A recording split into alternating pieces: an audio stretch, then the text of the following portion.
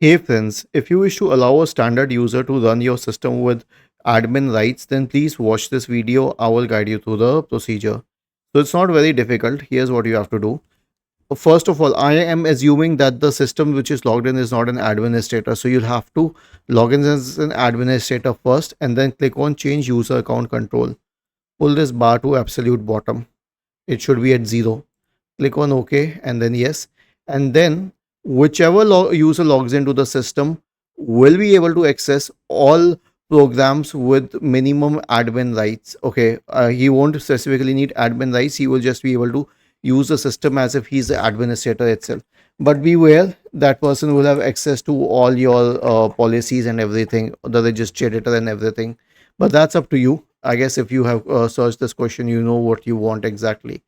Was this helpful? If yes, then please subscribe to the channel. If not, then let us know in the comment section of the video on how we could help you further. Thank you for watching this video and have a nice day.